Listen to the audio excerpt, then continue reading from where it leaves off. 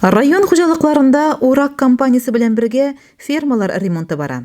Һәр елдагыча бу эшкә җаваплы караган 22-нче партсъезд исемендәге кооперативның терлекчелек тармагы эшчәннәре маллар җәйләүләргә күчү белән фермалар ремонтына керешкән. Хуҗалыкның фермалары Яңа Нәдер һәм Марый Менәвез авылларында урнашкан. Бүген икесендә дә кызу эш алып барыла. Чөнки алда торган кышлату чоры ашыктыра ди. Эшне ныклы контрольдә тотучы бош зоотехник, ветврач Рәфит Ахунов. Бүгінгі күнгә безнең хуҗалыкта бит инде 795 баш сыер малы бар. Әле ике фермада да ремонт эшләре бара. Нәдер фермасында, шушы Марый Менәвез фермасында әле менә терис чыгарабыз.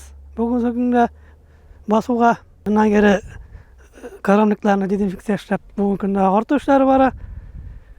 Марый Менәвез фермасында аннан кері старайтерлар безнең телятник җылытны, шул телятникны яңадан тергедергә булдык. Бүгенге көнгә аны менә сүтеп түгәлләрен килә сатнага яңадан җыя башларбыз дип торабыз инде.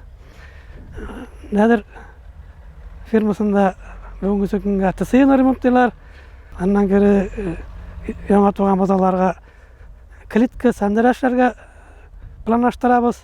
Әле территорияны Нәдер фермасына 5 гаражда айтып алдык. Марый Менәвез фермасы территориясында урнашкан иске бозаулар торагы реконструкцияләнә. Түбәсе сүтелгән бүгенге көндә авыл уңганнары Владислав Фазлыев, Олег Гайнуллин һәм Виктор Биктахиров тарафыннан чистарту эшләре алып барыла.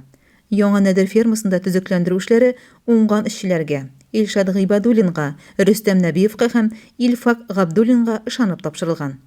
Маллар яхшы итеп ремонтланган торакларга кайтачагына шик юк. Малларны яхшы итеп каршыларга Марый Менәвез фермасына бит инде Алла берсе 180-гә якын тона кайтачак. Аны шул эш группага бирергә планлаштырабыз. 18 айлыкка тиклем, 1 елга тиклем һәм 6 айлык балаларны итәрлек күләмдә менә синар салынды безнең.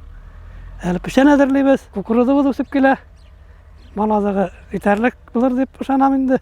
Әйе, кооператив җитәкчелеге тарафыннан терлекчеләргә ит, сөт җитештерү өчен бар мөмкинлекләр тудырыла.